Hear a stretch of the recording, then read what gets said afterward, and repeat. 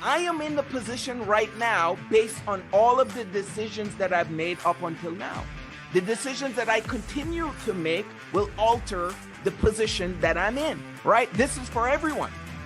Where can you see this? Have you seen someone that got fired? When was the last time you met someone that got fired and they admitted that they sucked at their job?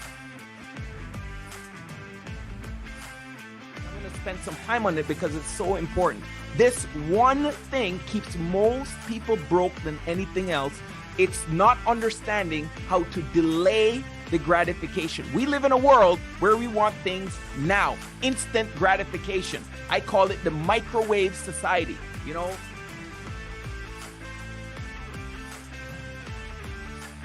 He waited 5 years because of $12,500, right? The $2,500 a year. He waited, all right? Now, they stopped at age 65, both of them.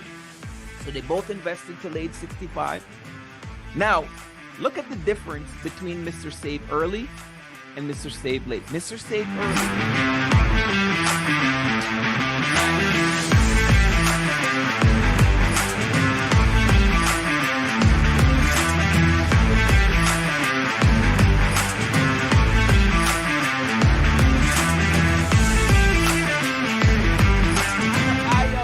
Excited. Happy New Year to all of you, every single one of you, and welcome to Money Monday. Hey, I am fired up to be here, and I know you're fired up. I see lots of fire coming in the chat box. Let's see who we have in the house. We have Lloyd, we have Paul, we have Blaze. I see Divine in the house. Steve is in the house. Henry is in the house. My beautiful wife is in the house. Sandrine is in the house. We have Serge. We have Blaze again. All of you guys, welcome, welcome, welcome. Glad to see you all. And if you're in the house, put it in the chat. Let us know you are here. You are here. Hey, you know, as the year begins, it's interesting because every year I have a word of the year. All right. So last year, my word was identity. And, you know, I wanted to raise my identity. I wanted to raise the identity of the people around me. And the word of the year is basically the word, it's your theme, right? You carry that word throughout the entire year. And the year before that was confidence. And so this year for 2023, my word of the year is impact, because that's what I am about for the rest of this year, is creating as big of an impact as I can, and for me and the people around me, right? So impact is my word for 2023. And if you don't have a word for 2023, get a word for the whole year, okay? Get a word. It's your theme for the entire year. It just builds on whatever you base that word on, right? So that's exciting. Zachary's in the house. Good to see you, champion. So welcome every single one of you to another Money Monday. If this is your first Money Monday, we are in the house every single Monday at 8 o'clock. And the topic is money. All right, how to make more of it, how to keep more of it in your pocket. And hey, listen to our topic today. Socrates, which is a famous philosopher, he has this quote that says, "Wisdom adorneth riches and casteth a shadow over poverty." All right, a fancy way of saying that wisdom brings riches and, you know, pushes away poorness, right? A fancy way for saying that. Here's another saying: a fool and his money are soon parted. And I'm sure it's the same. A fool and her money are soon parted as well. Now, this used basically, right, to say that a foolish person that spends money too quickly on unimportant things, this is going to lose their money, right? It's easy to get money from foolish people. This is what it's saying, right? It's very simple to get money from foolish people. It's difficult or unlikely that a foolish person is going to hold on to their wealth that they've built. if they've managed to build any. Foolish people can't do that. So basically it means that a person who acts carelessly with their money is going to lose it fast. I was doing some research on this saying here, and this phrase, believe it or not, is about at least 460 years old. All right, it was first written and used by a gentleman by the name of Thomas Tusser. He wrote it in a poem that was called 500 Points of Good Husbandry, right? So this was in like the year 1557. That's how long this phrase has been around. Now, interestingly enough, when he wrote it in the poem, the phrase was a little bit different. It said, a fool and his money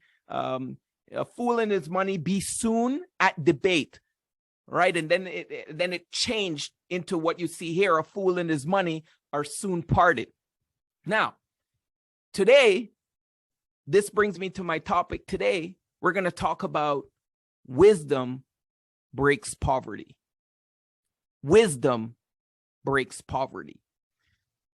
This is one of those topics that you're going to want to fish around and get yourself a pen and paper or a pencil and paper or your note-taking app or whatever it is you use to take your notes, because we are going to take a deep dive into how wisdom breaks poverty.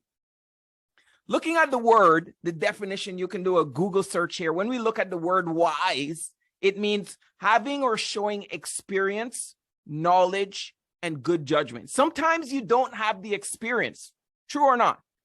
You don't have the experience, but you have good judgment, right? And that's what we want to talk about today. It's being able to have the good judgment so you can respond properly to whatever situation comes to you. Here's one of those statements that you're going to want to write down. The position that you are in influences the decisions that you make. Okay, write this down. The position that you're in influences the decisions that you make. I'm going to repeat it a couple of times while you gather yourself to write it down. The position that you're in influences the decisions that you make. Very important. Write this down. Okay. You can see this a lot in parenting, for example. All right. It's like, remember when you were a child and you hated some of the things that your parents did? How many of you know what I'm talking about? You hated some of the things that your parents did, right? They did some things and you're like, when I'm a parent, I will never do that. I will never do that. But as soon as you become a parent, you find yourself doing or saying the exact same thing that you said you would never do when you were a child. Why? The position that you're in influences the decisions that you make, right? But you see that the position that the child is in, the child can't feel empathy. Why? Because you have been a child and a parent before, right? But the child has only ever been a child. So the child can't feel the empathy. So their position, the position that the child is in influences the decisions they make, and the position that the parent is in influences the decisions that they make. So very important. The position influences the decisions that you make. You know, when I was up and coming in training in our industry, you know, I would do different talks and trainings and so forth. And I was like an apprentice, if you will, right? I was learning. I made a list of all the things that I said I was never going to do whenever I go out and venture on my own. Whenever I start up on my own, I'm not going to do this. I'm not going to do that. I'm not going to do this. I'm not going to do that. And I had this long list of things that I said I would never do, right? And then I ventured out on my own, right? But remember, the position that you're in influences the decisions that you make. So when I went out on my own, and because my position changed, guess what I did with that list? I had to rip the list up. The list was no longer valid. Why? The position that I'm in influences the decisions that I make. You can also see this with money. You see this exact same thing with money. You say, well, Jermaine, how? Have you heard those people say money isn't everything? It is if you don't have any, right? If you have some money, it isn't everything. But if you don't have anything, like zero, you take, for instance, someone that's completely broke, $0. They don't have anything. The position that they're in is going to influence the decisions they make, right? Sometimes they take desperate measures. And I'm not talking about robbing or stealing or anything illegal. I just mean desperate. They take desperate measures, right? They'll go mow the lawn. They'll go mow their neighbor's lawn if they have to, right? They'll go knock on the door, mow the neighbor's lawn. They'll go into the couch, look for quarters to buy gas. They'll do whatever they have to do. Why? Because the position that you're in influences the decisions that you make. When you have money, it isn't everything. When you don't have money, it is everything, right? When you have money, your position is different. So your decisions are also different. The position that you're in influences the decisions that you make. The opposite of that is also true. What do I mean? Well, the decisions that you make influences the positions that you're in. The exact opposite, right?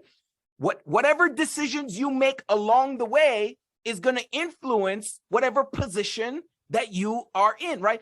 I am in the position right now based on all of the decisions that I've made up until now.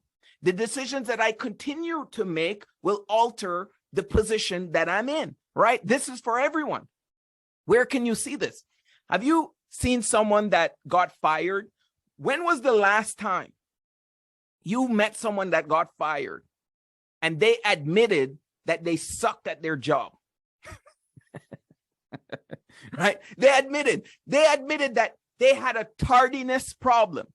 They were just late all the time. No matter what they did, they just couldn't show up on time. They were always late, right?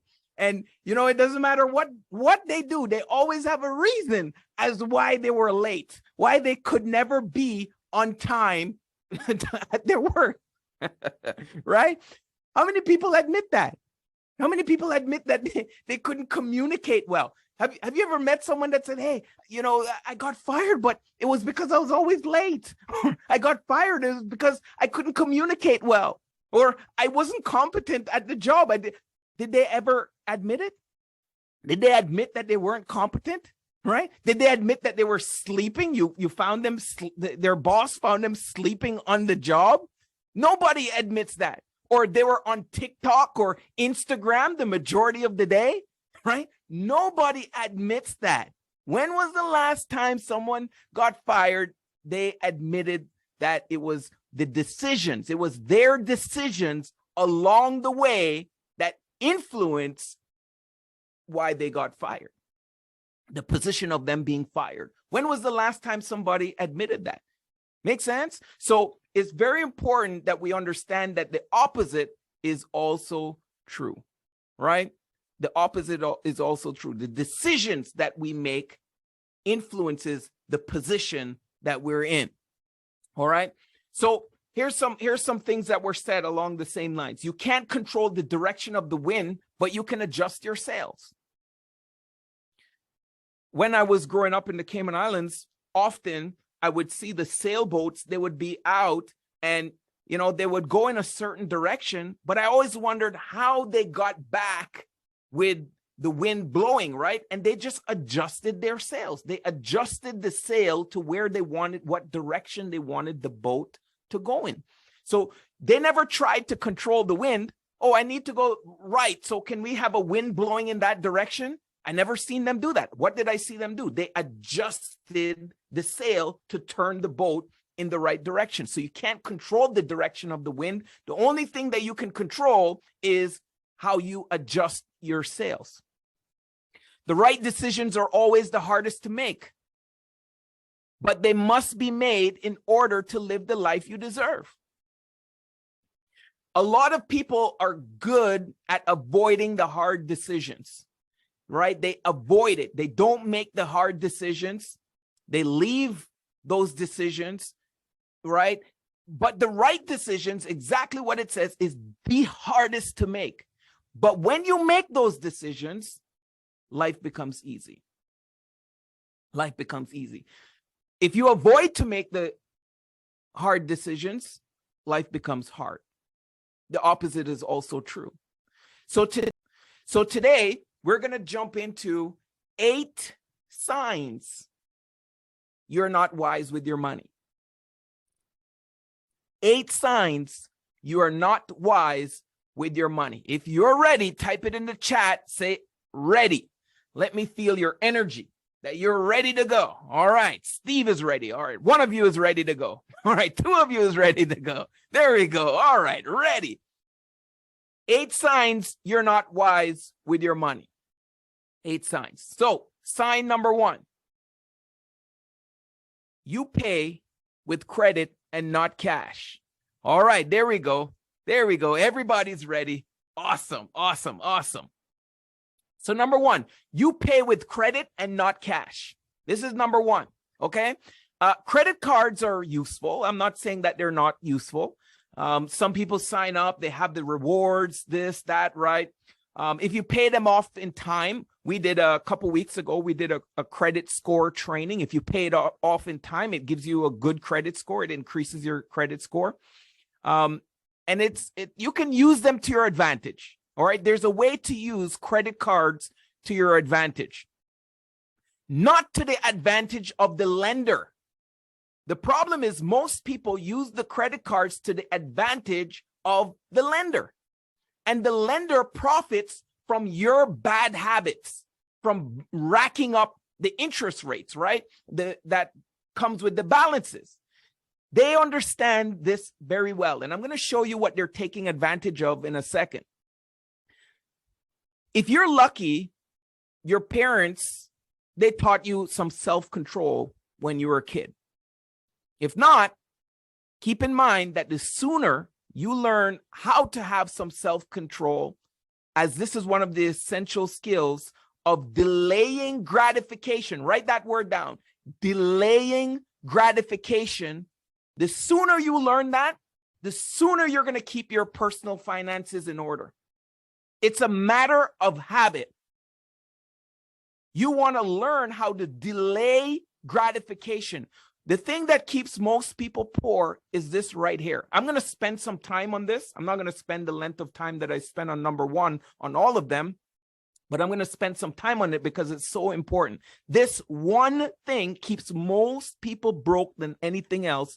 It's not understanding how to delay the gratification. We live in a world where we want things now. Instant gratification. I call it the microwave society. You know, since the microwave came, I think it's the best invention, but the worst invention. Why? Yes, it speeds things up. It makes it quick, but it makes us believe that everything should be that way, right? And it's not. It's not. It makes us lose our delayed gratification, our willpower to delay the gratification. One of the most important ways that you can exercise self-control is with your finances. And it's very, very simple. What you need to do is wait until you've saved the money for whatever it is you need, right? Then you pull out your debit card and you pay with it with your debit card, or you pay with it with cash instead of your credit card. Very simplistic here, but a debit card, it takes money from your checking account, right? No additional fees, none of that stuff. It's a free way of spending your money. But a credit card, unless you can afford to pay off the balance in full every single month, you're basically having a high interest loan. And if you get into the habit of, you know, putting all of your purchases on credit card, I mean, you need some milk, you go use the credit card. You need to go get jeans, you use the credit card. You need to go fill up on your gas, you use the credit card. Everything, you use the credit card. This, right? And if you're not able to pay it all off at the end of the month, what you're doing is building up this balance. And then 10 years from now, you're still paying off the balance of that credit card. So you got to learn how to practice self-control. Years ago, about 50 years ago, this very popular psychologist did a study. It's called the marshmallow test. He took a bunch of kids, he put them in the room, and he set a timer for 15 minutes. And the question to each child was very simple, right? Each child was in the room by themselves. And he said to the child, he said, listen, you can have one marshmallow. I'm going to put one marshmallow here now.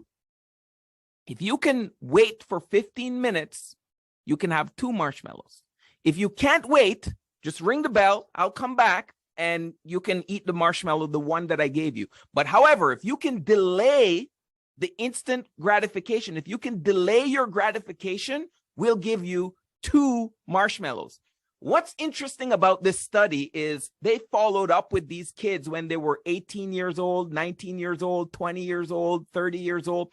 What they found is the kids that were able to last the 15 minutes and get two marshmallows, so it means they didn't eat the one marshmallow in the time, they were a lot more prepared for life. Their grades were better, all right? They were further ahead. They were just more prepared than the people that could not delay their gratification, all right? So this is a real thing. It's the life skill that should be taught to kids when they're kids, but it's usually not taught. And the application this has to finance is the person that they're walking into the mall, right? And they have $500 or $1,000, and they see a purse or some shoes or a belt.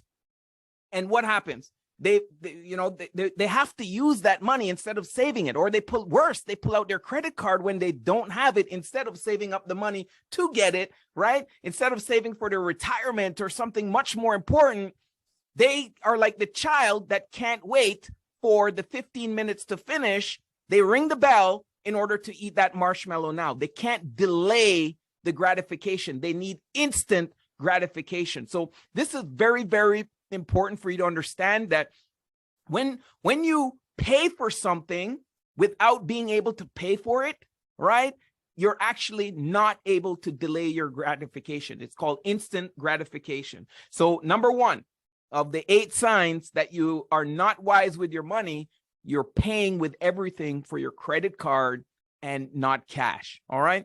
That's number one. Number two, you don't educate yourself on your personal finance. How many people don't take the time to educate themselves on their personal finance? If you don't learn to manage your money, let me just be blunt with you. Do I have permission to be absolutely blunt? I don't mean to offend anyone. I just want to be blunt so I can give it to you as it is. All right. If you're okay with that, just type it in the chat. Say, tell it as it is. Tell it as it is, and I will be blunt, right? Just give me permission to be open with you. All right, perfect. All right, okay. Tell it as it is. There we go. If you don't learn to manage your money, then other people will find ways to mismanage it for you. Let me repeat that again. If you don't learn how to manage your money, then other people are going to find ways to mismanage it for you. That's why some people don't have anything, because other people are mismanaging their money for them because they didn't educate themselves. Some of these people, they might have bad intentions. Some of these people might have good intentions. They might mean well, but they're just not fully informed about your circumstances. Like listening to your neighbor on certain types of financial advice. Listen, my neighbor is well-meaning, right? But I'm not going to go to my neighbor about my tooth. He doesn't know anything about dentistry, so I'm not going to go and get advice from him about my teeth. Some people, they listen to their colleagues. I remember talking to a lady once, and she had a certain type of account. It was very bad for her. This account was not the account that she should be using. And she was using this type of account, And I asked her, I said, why are you using this type of account? She said, oh, my colleagues at work has one and they suggested that I use it. But the colleagues at work didn't know her circumstances. They meant well, but they weren't informed about her particular circumstances. So instead of trying to rely on random advice from unqualified people, you got to take charge of your own financial future and you got to educate yourself. Educate yourself. That's why these Money Mondays are here. Some people would rather watch Netflix. They would rather watch season 4 or season 5 of whatever the show is that's happening right now, right? Power or whatever show is, Game of Thrones or this or that. They would rather be watching another season of that than learning and educating themselves about how money works, right? I'm not there to judge, but the consequences are going to be there, right? The consequences are going to be there. Remember, the decisions that you make influences the positions that you're in, okay? Now, number 3, you don't budget. You don't budget. 8 signs you're not wise with your money. Number 3, you don't budget. You see, once you have educated yourself, and by educating yourself, I mean coming to webinars like this, I mean reading the right books, getting around the right people, someone that's qualified. Once you've educated yourself, you'll start to understand the importance of 2 rules that every person in finance keeps repeating. Every qualified person keeps repeating. Number 1, never let your expenses exceed your income. This is just common sense. This is just plain common sense. Never let your expenses exceed your income. You just never do it. It should never, ever, ever, ever happen. That goes back to delaying the gratification, right? Delaying the gratification. Not buying a new car now. Maybe pushing it off a little bit.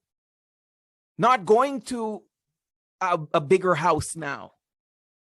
Pushing off a little bit. Maybe not taking that vacation right now, if it's going to mean that the expenses start to exceed your income. And number 2, always keep your eye on where your money goes. Not sometimes, not most of the time, all of the time. Keep your eye on where your money goes. And the best way to do that is by budgeting. What are you doing when you're budgeting? You're creating a personal spending plan. So you start to track the money that's coming in and the money you have going out. Imagine, the person at the end of the month, you say, where did your money go? And they say, I have no idea where it went. I have no idea where the money all went. Imagine this person running our country. Actually, sometimes I think they are they are running the country because the government always has no idea where all the money is going, right? It comes in and it goes out. But you got to know where your money goes. You are not being wise with your money if you have no idea where it all went. You got to know where it all went. You got to know where it all goes. Okay. Number 4 of the 8 signs you're not wise with your money. You don't have an emergency fund. One of the most repeated mantras in the financial industry is pay yourself first. People are going to pay Rogers first, or TELUS or Bell Mobility. They're quick to pay their cell phone bill first. They're quick to do all kinds of things rather than paying themselves first. There's 2 philosophies. Philosophy number 1 says, I make my money, whatever that is that you make per month. So you make your money.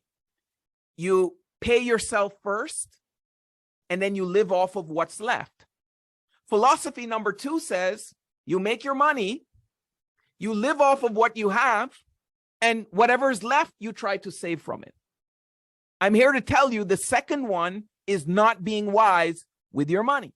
You want to pay yourself first, which means you're saving first, and then you spend what's left, right? So you have to make sure you live within your means in terms of what you're able to live off, so you always have money to save. This is a habit, by the way. This is a mindset. You save for emergencies. You save for your retirement. You save. You pay yourself first. All right. You pay yourself first. I saw an article that was saying you save your money and then your money is going to save you. All right. You save your money and then your money is going to save you. So this is a simple practice. It's not only going to keep you out of trouble at night, financially it keeps you out of trouble, but it's going to help you to sleep better at night. You're going to sleep way better if you have proper money saved. All right. Because here's what's going to happen. Even on the tightest budget, no matter how much you owe in student loans or credit card debt, no matter how low your salary is, there's always ways to put some of your money into some sort of savings. Always. Always, always, always, always. All right. Pay yourself first. Number five. 8 signs you're not wise with your money. You don't start saving early for your retirement. You don't start saving early. You got to educate yourself about the power of compound interest. Some people call it the magic of compound interest. You got to educate yourself. Why does that make a difference? Why should I save early? Why shouldn't I procrastinate? Because once you do, the wisdom of starting to save for your retirement fund as soon as possible, it becomes what? Undeniable. And the simplest way to think about compound interest, write this down, is interest on interest. That's what compound interest means. Very simply, interest on interest, right? So you're not earning just the money, just the interest on the money you put in. Let's say you put in $1,000.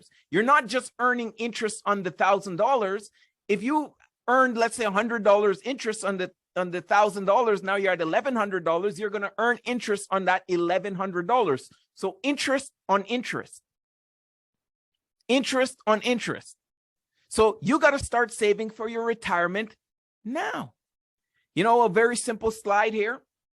It shows 2 people, Mr. Save Early and Mr. Save Late, right? These 2 individuals here, all right, Mr. Save Early and Mr. Save Late. You take an example where both of them have $2,500 that they're going to save every year until they're age 65 in an investment earning 10% every single year, right? So you look at the Mr. Save Early, he started at age 30, right? So he started right away. But Mr. Save Later decided to wait. He waited 5 years. He said, no, Jermaine, I can't save right now. I got to renovate my bathroom. I got to go on vacation. I got to go down south on vacation. So I can't start saving right now. I need a new car. So I might as well don't start saving. The garage door is falling off. I need to do the garage door. I need to get new concrete on my driveway. I have all these things. You see my car, right? You see how it looks shut down, all shattery and old and stuff. So I can't, Jermaine. I can't save right now. I got to wait. So Mr. Save Later decides, I'm going to wait. He says, come see me in 5 years.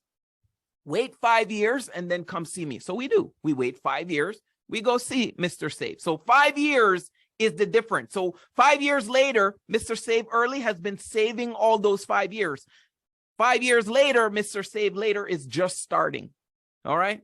So you look at that. Mr. Save Early would have put in $87,500. Mr. Save Later would have put in $75,500. So $12,500 difference. Not that much, right? He waited 5 years because of $12,500.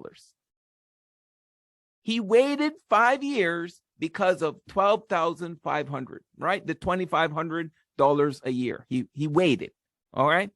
Now, they stopped at age 65, both of them. So they both invested till age 65. Now, look at the difference between Mr. Save Early and Mr. Save Late. Mr. Save Early, interest on interest, got $677,000. $677,561.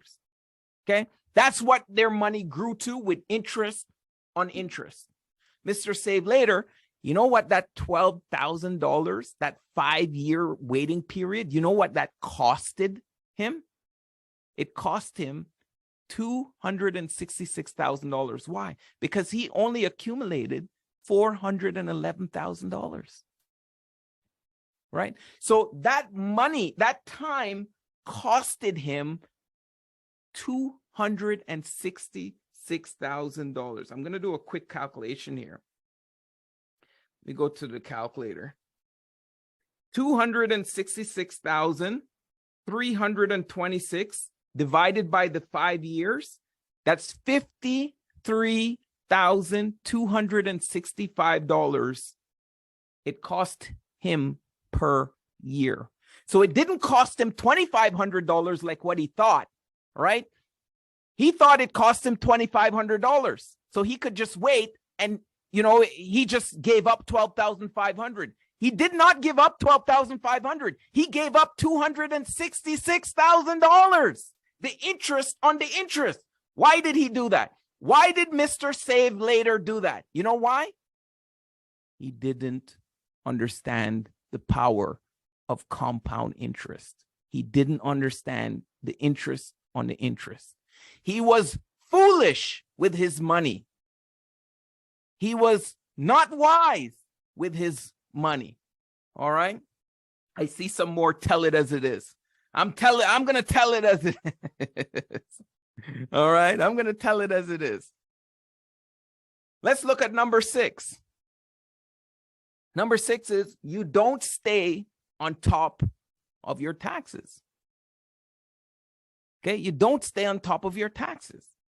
Have you seen those people, right?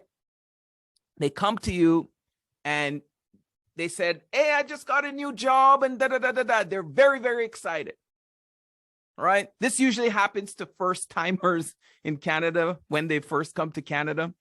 You know, they get their job and then they get their paycheck and they're surprised at the amount of tax that they're paying. They're like, what the heck? I didn't know I was going to pay so much taxes. Why? They didn't stay on top of their taxes. That's why they're surprised at the amount of taxes that they're paying, right? Listen to me. Before, not after, before you even get your first paycheck, it's very important to understand how income taxes work. You got to understand this stuff. You can't ignore it and first figure it out when you get your first paycheck. At that point, it's too late, right? When a company is offering you a starting salary, for example, you need to calculate whether that salary will give you enough money after taxes to meet your financial obligation. You got to have some smart planning. Is it going to allow you to save money? Is it going to allow you to reach your retirement goals? You got to stay on top of your taxes, right? And by the way, there's a lot of calculators that you can use. I like to use talent.com. Okay. I like to use talent.com. You can go to talent.com. They have an income calculator there. You can just type it in Google and you can use that. You can see here very simply, you put in $100,000 per year in Ontario. The taxes is going to be 30%. That means the net pay is going to be $70,000, right? But most people don't do that kind of math before they see 100,000. They think, 100,000, but you're not going to get 100,000. Let me ask you another question. Do you know the difference between your marginal tax rate versus your average tax rate? Most people have no idea. They have no idea. Right? The average tax rate here, if you scroll, if you see down at the bottom here, average tax rate is showing here 30%. Every one of you on this call, you have an average tax rate, you have a marginal tax rate. I'm talking about Canada now. Sometimes people tune in from other countries, US and so forth. I'm talking specifically here about Canada. You have a marginal tax rate. You have an average tax rate. The average tax rate is the percentage of the taxes that you're going to pay on your income. So this person is making $100,000 per year. Their average tax rate is 30%, right? So they're paying 30% taxes on the $100,000. What's the marginal tax rate? In Canada, we live in a tiered tax system. What it means, the more money you make, the more taxes you're going to pay. So your marginal tax rate, in this case, is 43.2%. What is that 43.2%? What does that mean? Right? Someone looks at it, they say, what does it mean? I don't know. I don't know what it means. They ignore it. What does it mean? It means if you earn $1 more, you're going to pay 43.2% on that additional dollar. Every dollar over $100,000, you're now going to be taxed at 43.2%. Is it important to know that? Absolutely, right? So your marginal tax rate is the tax rate that applies to your next dollar, every additional dollar. You know, the person asks, why did my paycheck shrink after my raise? Why did that happen, Jermaine? Right? The higher your salary in Canada, the higher your tax rate is going to be. Make sense? The higher your income is in Canada, the higher your tax rate is going to be. So that's why that happens. That's why that happens. If you just got a raise or you took on a new job, for example, that got a higher salary, the change in the marginal tax rate on the additional income is going to affect your paycheck. So, for example, let's say that you got an increase of $6,000 per year, and it bumps you up into that higher tax bracket. In this case, now you're going to pay 43.2% taxes on that $6,000. The person doesn't know that, is expecting an additional $6,000. They make plans for that $6,000, and then they're so excited, or not excited is the wrong word, but annoyed and frustrated and angry and surprised when they don't get that 6,000, when the paycheck is smaller than they expected. So if you're, let me tell you where you need to take this into consideration. Some people, they pack up, right? They leave wherever they are, let's say Ontario, and they move to Timbuktu, right? Say, why are you moving to Timbuktu? Well, I'm going there because the income is higher, right? So they accepted a higher salary. Let me just give you some advice. If you're considering moving to a more expensive area to accept a higher salary, keep your marginal tax rate in mind, because that is what you'll be able to spend. Remember, you can't spend pre-tax dollars. You can only spend after-tax dollars, post-tax dollars. That's what you need to know. So a simple calculator like this one here at talent.com, find out how much your salary is after your tax. Everyone can do that calculation. Why would someone not do that calculation? Why would they not do it? Because they're being foolish with their money, right? Foolish with their money. So number 6, you don't stay on top of your taxes. Number 7, 8 signs you're not wise with your money. You don't protect your family. You know, there's a story about this gentleman. He had a family. Kids, wife, lived in a nice place. And he woke up one morning and there's this box at his front door, right? Someone rang the doorbell and left this large box at the front door. So he goes, curious, pulls it inside, sees the packing slip. He says, okay, it's addressed to him. So he starts opening up the box. And what is inside this box? A big money machine. So the money machine has some instructions. So he reads the instructions, which I'm quite surprised because most men don't read the instruction manual.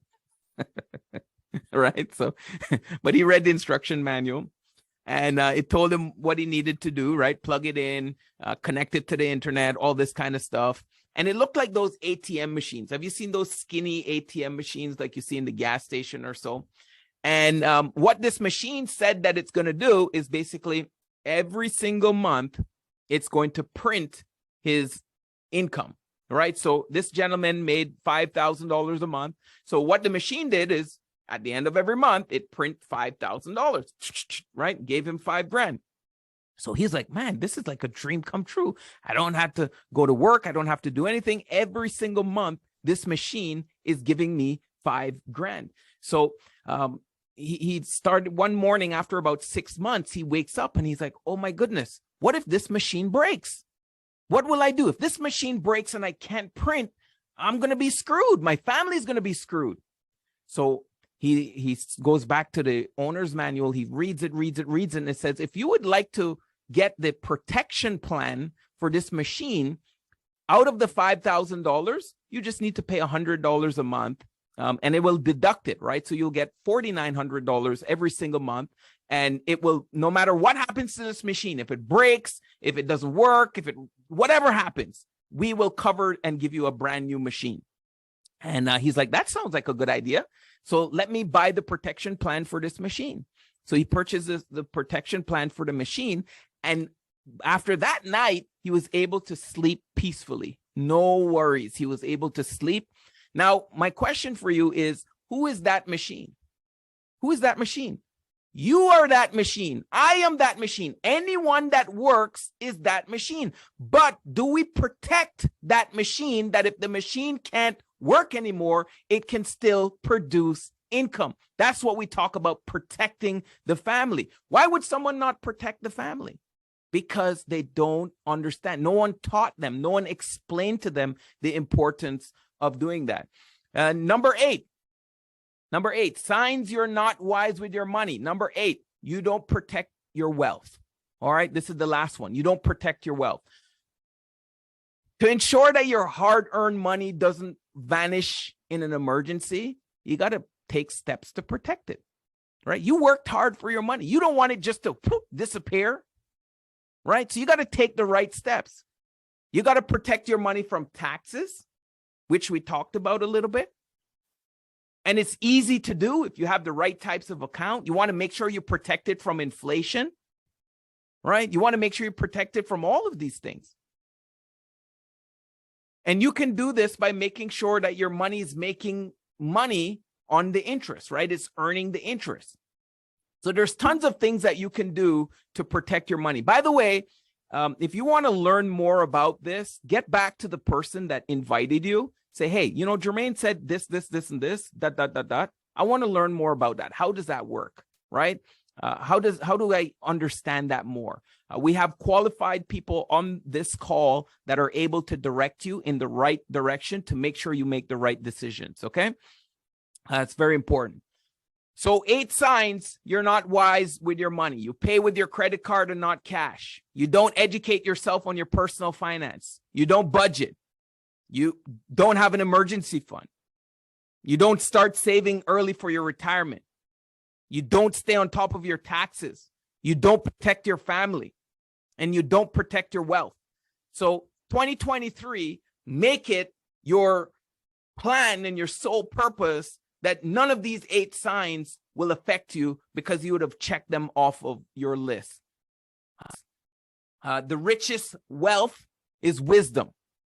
The strongest weapon is patience. The best security is faith. The greatest tonic is laughter. And you know what is fun? And surprisingly, all are free, right? Every single person has wisdom, patience, faith, and they can laugh on this call. Another one, once you make a decision, the universe conspires to make it happen. And that's what my hope is for you tonight, is that you made a decision.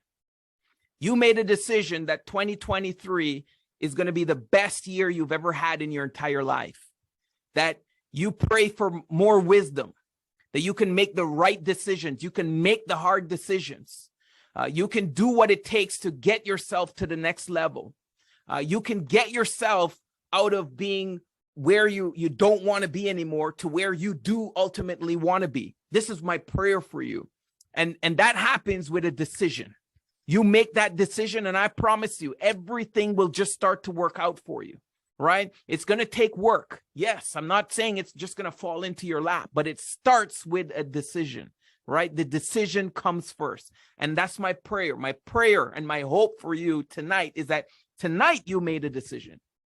And how do you know that you made a decision? You take immediate action towards your decision, whatever that is. Maybe it's setting up a meeting with someone that's going to help you some plans in place. Maybe it's a phone call to the person that invited you to put a plan in place. Whatever it is, you got to make a decision to help you get towards your goals and your dreams. So that is my prayer for you. And I just want to say thank you very much for joining us tonight. It has been great. It has been a pleasure. And I look forward to seeing you next Monday. Next Monday, we're here, Money Monday at 8:00 p.m. Please, you're free to invite whoever you think can benefit from this information on this call. So that's exciting. Happy New Year. If I personally haven't told you Happy New Year, please accept this from me and Tamoy as a Happy New Year from both of us. God bless you, and we're looking forward to seeing you at the top. Hey, thank you so much for watching another Money Monday. We hope that you got value from today's content. And if you did, don't forget to share, like, and subscribe. And like always, inspire change.